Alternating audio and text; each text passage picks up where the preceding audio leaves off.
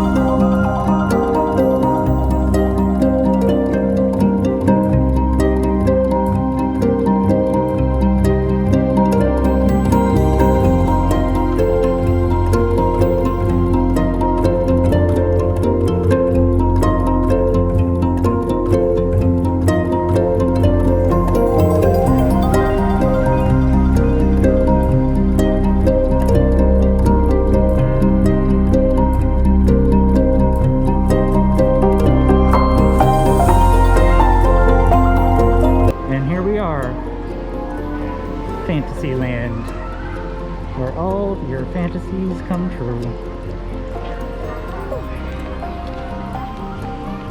The Bibbidi Bobbidi Boutique. Very popular. You can all Lots of princesses. get dolled up in your princess gear. Sir Mickey. More dresses and gift shop things. I'm gonna wait right The carousel. Mickey's PhilharMagic.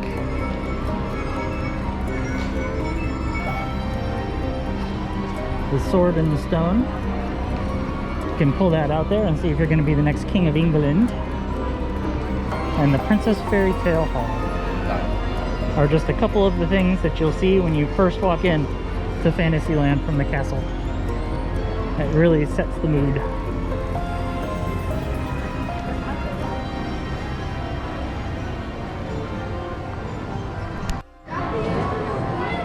This is the Friar's Nook. They have tater tots here that are absolutely amazing, and probably my favorite are the creamy bacon macaroni and cheese tots. I mean, it's just everything good in one dish. It's just unbelievable. Highly recommended. Unfortunately, they're not open today. Looks like due to the restrictions. So just gonna have to check that out another time. Here is the Seven Dwarves Mine Train, which is one of the cooler rides in the park, and you can tell that by the fact that there is currently a 45-minute standby wait time, and this line going all the way down the side is just the line to get into the line to ride the ride. So unless you're here at rope drop, which is when the park first opens and you run from the central square to here, you're always going to have a pretty hefty wait for this ride, but it is worth it. And on this side we have the Adventures of Winnie the Pooh, which is just a lot of fun. It's all silly and absolutely nothing serious in that ride. It's a little kid's ride. It's totally silly, but definitely worth giving it a try. And if you're looking for a good chance to throw up those tots that I was just talking about, get on the teacups. See if you can outwit the Mad Hatter, but more than likely you're just gonna hurl on him. I know from personal experience, I have thrown up a very expensive lunch on this ride before, or just off it. So if you're gonna ride it before you eat. That way you'll have less to regurgitate. This is Ariel's grotto area.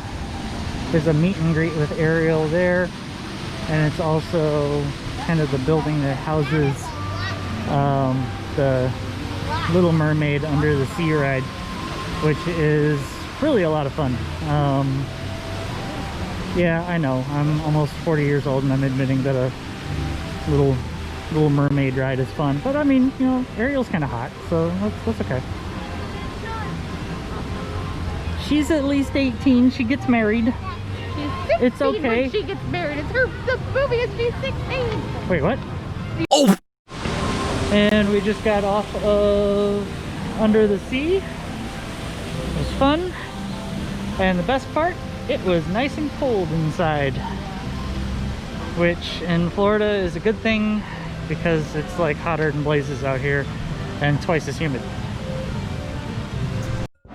This is always the absolute busiest area in that park. You've got some of the biggest rides here.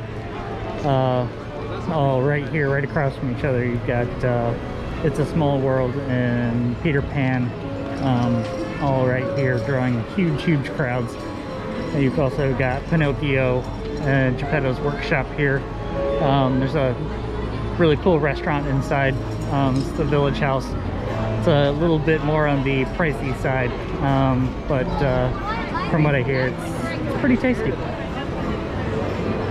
It's a Small World is one of those rides that you just gotta ride. I know every time I come, I have to send a video to my mother so she can live vicariously through me, because that's one of her absolute favorite rides. And then here's Peter Pan. Huge crowds. Yeah, always busy.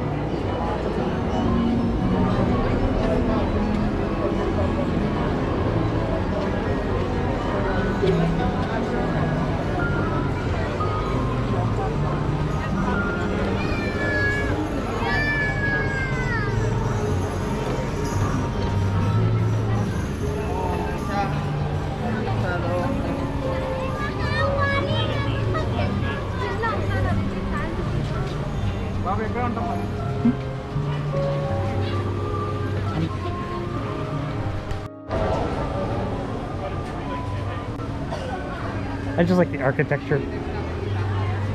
It's really fun. Important to note, there are bathrooms right there, so always good to, like I said earlier, keep an eye out for. The good thing about Disney is you just don't know where to be and you'll find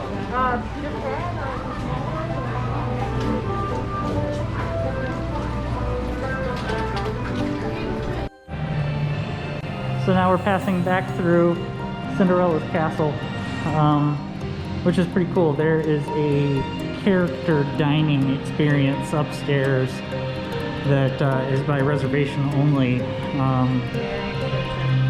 What's it called? Cinderella's Round Table. Cinderella's Round Table, and yeah, it books up really far in advance. So if you are interested in doing something special like that, plan ahead really well. And it's really pretty cool that inside the castle, and I'll turn around here and show you, but up on the upper levels of the castle there's actually a suite that is available for VIPs only. You can't actually reserve it. There's no monetary value associated with it, but if you would, it would be, you know, around probably $10,000 a night or so. I think it's like a 3-bedroom suite that is maintained for VIPs and contest winners and everything like that. That is really cool. Yeah, the park's open after hours for you, and you get basically everything that you want. Back when the park first opened, that area was a phone reservation center. So if you actually called Disney to make a reservation, you would call into the castle to make that reservation back before the days of internet, which is pretty cool. And this is where they do all the stage shows, and as you can see, there's Tink back in the background going down Main Street again. Pretty cool. All right, and that is Fantasyland. It's got a lot of fun rides. It's where a lot of the classic Disney rides are.